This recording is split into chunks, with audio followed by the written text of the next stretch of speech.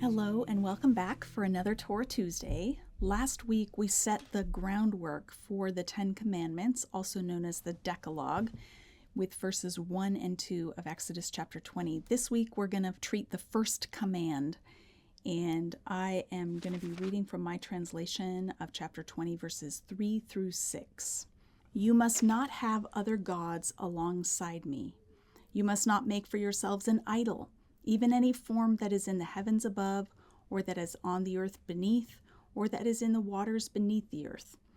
You must not bow down to them or serve them, for I, Yahweh your God, am a zealous God, attending to the iniquity of the fathers upon the children, until the third and the fourth generation of those who hate me, but acting in covenant faithfulness to thousands of generations of those who love me and who keep my commands.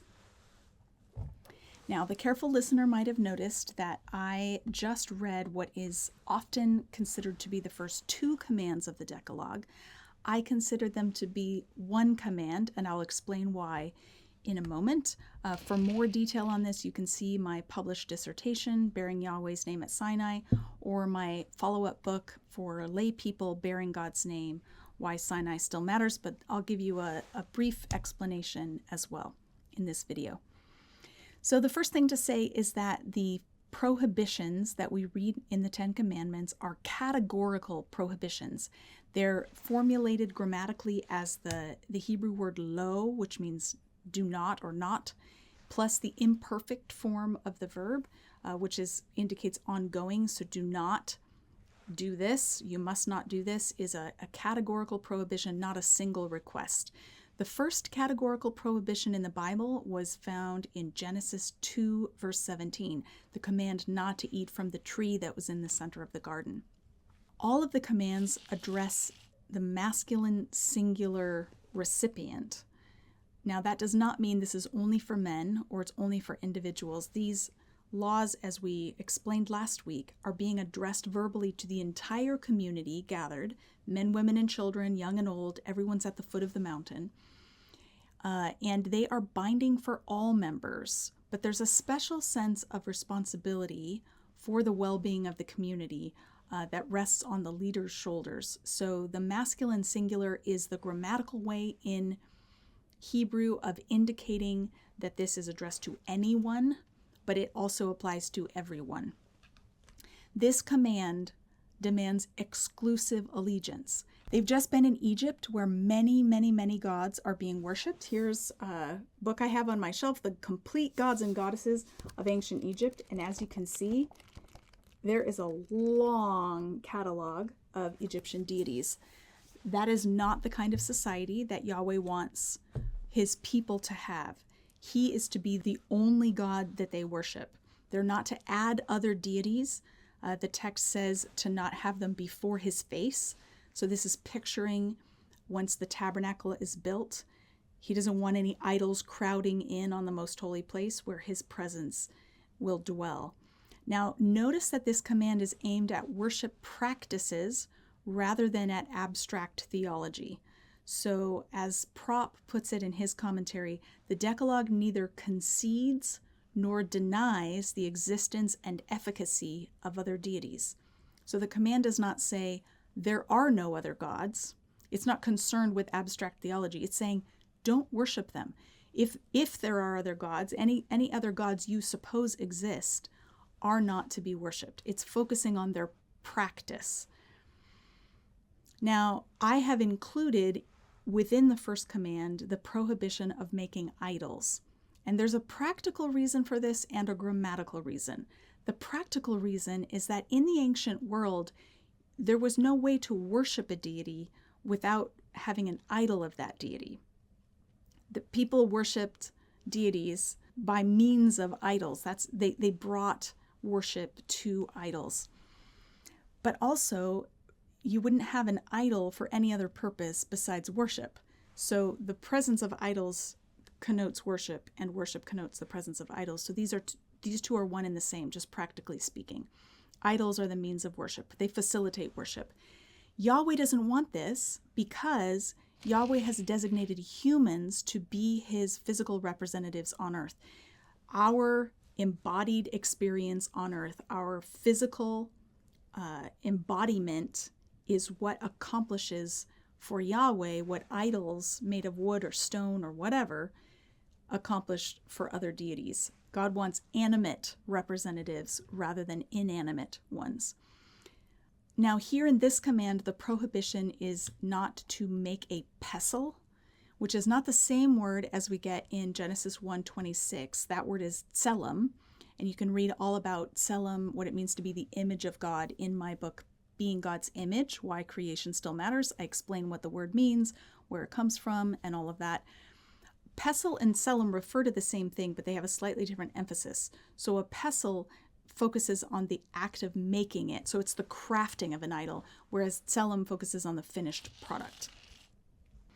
Okay, so I've already mentioned the practical reason why idolatry and the worship of other gods are to be considered one and the same. But there's also a grammatical reason to combine what is traditionally known as the first two commands into one. And that is, there's a little chiasm in verses 2 through 6 that seem to unite it. And there's an actual grammatical link within that chiasm. So we have in verse 2, our passage from last week, the announcement that I am Yahweh, who brought you out of Egypt. And verses 5 and 6 also include a declaration, I am Yahweh. That's why you can't worship other idols. So the whole section of 2 through 6 begins and ends with a declaration, I am Yahweh. And inside of that, there's multiple prohibitions. So in verse 3, we have a prohibition, says you are to have no other gods. Verse 4, no idols. Verse 5, no bowing down to them. So we have kind of sandwiched prohibitions. And the reason why I would say sandwiched is because verse 5 says, do not bow down to them, which is plural. And if you look at what's directly in front of that, it's do not make an idol, which is singular. So it wouldn't make sense to say, do not make an idol and do not bow down to them. That would be a grammatical mismatch. So to find the antecedent of the pronoun them, we have to go up even further to verse 3, where God says in the plural, you are to have no other gods. So we have plural gods, no bowing down to them. The way you would do that is sandwiched between them. You would do that by making an idol. Okay, so you can see this chiasm laid out in my book, Bearing God's Name, on page 48. Now, the prohibition of making idols does not preclude visual art altogether. The tabernacle was lavishly decorated with trees and flowers and even cherubim and other natural objects. So this is not a prohibition of art. It's the prohibition of art that represents a deity. God announces in this paragraph that he is El Kana. A jealous God is how it's sometimes translated. I've chosen to translate it a zealous God because zealous has fewer negative connotations than jealous. Jealous works as long as we think of it within the context of a marriage. If a husband and wife are married and the wife begins to have affections for someone else, it's natural and right for the husband to feel jealous of her affections because they have pledged lifetime loyalty to one another. So that jealousy is well placed because of the lifetime commitment that they have. In a similar way, Yahweh and Israel have pledged a lifetime of loyalty, loyal worship, loyal protection to one another. And so for Israel to go after other gods, to make idols, to worship them, would arouse the jealousy or the zeal of God. Another way to translate this would be impassioned God. That's how Daniel Block translates it. The passage talks about those who love me and those who hate me. Love and hate are covenant terms in the Old Testament. Love denotes covenant loyalty, whereas hate denotes covenant disloyalty. So this is not saying like whether they like God or not, but whether they are demonstrating loyal worship to them. So one of the most difficult parts of this passage is where it says that God visits or attends to the iniquity of the fathers upon the children until the third and fourth generation. And that sounds terrible. Who wants to be punished for their fathers and grandfathers and great-grandfathers' sins? I certainly don't. However, that is not quite what's going on here. I think we need to understand that in ancient Israel, 3 or 4 generations lived together in the same household. That was the limits of who was alive at the same time. And those who tolerate sin in their home reap the punishment collectively. This is not, he attends to the iniquity of the fathers upon their innocent children, but it's upon the children until the third and fourth generation of those who hate me. So this indicates that all 3 or 4 generations have united together in their rejection of Yahweh's kingship and their disloyalty to the covenant. Sometimes people assume that in Ezekiel chapter 18, where Ezekiel says each person will die for their own sin, you're not going to be punished for the sins of your parents, that Ezekiel is correcting this passage, or that he's taking it in a new direction or adding an innovation. I actually see it as a clarification of what was always true here in Exodus 20. In contrast to that punishment, Yahweh's hesed, or his covenant faithfulness, lasts for thousands of generations. It's virtually endless, God's great and lavish love for those who are loyal to him and who keep his commands. So that is the introduction to the rest of the laws that we're going to encounter in Exodus and following.